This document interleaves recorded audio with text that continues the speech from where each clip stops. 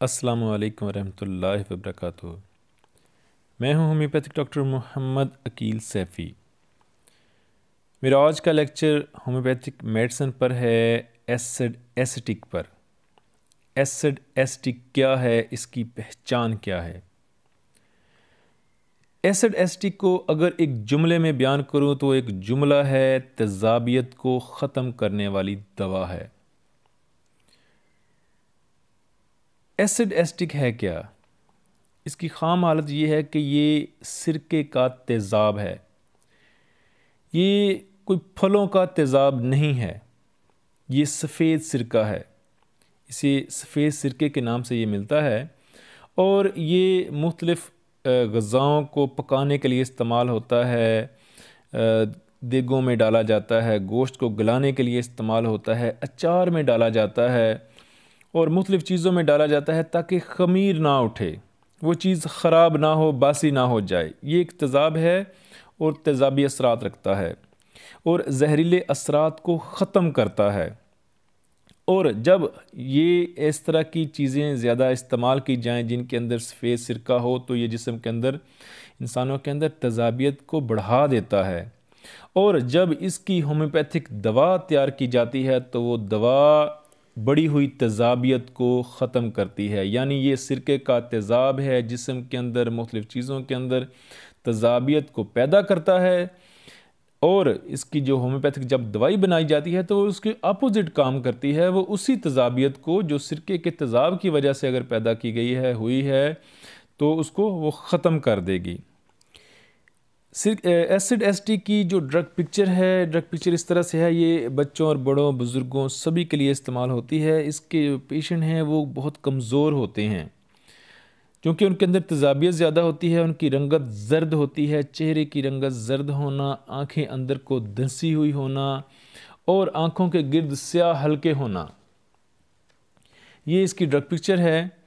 और इसकी जो अलामात हैं, वजह अलामात, वो ये हैं कि ज़्यादा अचार खाने से, चूँकि ये अचार के अंदर, देगी खानों के अंदर, मुख्तलिफ़ खट्टी चीज़ों के अंदर ये सिरका डाला जाता है, तो लिहाजा ज़्यादा अचार खाने से, खट्टी चीज़ें खाने से, मुरगन ग़ज़ाएँ खाने से, देगी खाने खाने से इसकी अलामात पैदा होती हैं।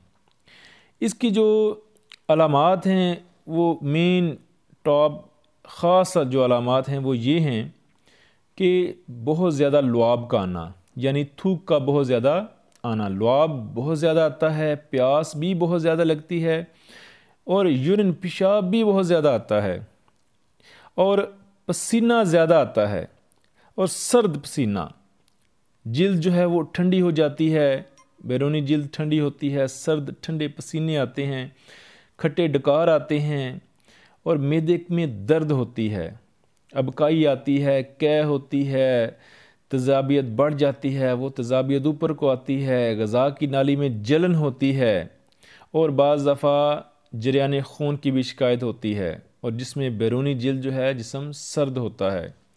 बाज़ दफ़ा सांस की तंगी और कपकपी का होना, ऐसी तेज़ाबियत जिसमें मरीज़ को, यानी कि उसकी लुआब भी ज़्यादा है, प्यास भी ज़्यादा है, यूरिन भी ज़्यादा है, पसीना भी ज़्यादा है और उसको सांस की तंगी है और जिस्म कपकपा रहा है, अंदर से कपकपी महसूस होती है।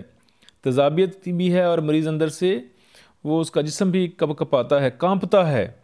और टांगों पर पानी वाली सोजन, यानी ये जो एसिड सिरके का तेज़ाब है, इसमें अगर आप देखें तो हर चीज़, यानी कि जिस्म में पानी की जो तकसीम का निज़ाम है वो ज़्यादा ख़राब हो गया और पानी बाहर निकल रहा है हर जगह से, लुआब से, प्यास भी ज़्यादा है, पेशाब भी ज़्यादा, पसीना भी ज़्यादा और टांगों में भी पानी फैल गया है। टांगों पर पानी वाली सोजन एपिस मेलिफिका की तरह होती है।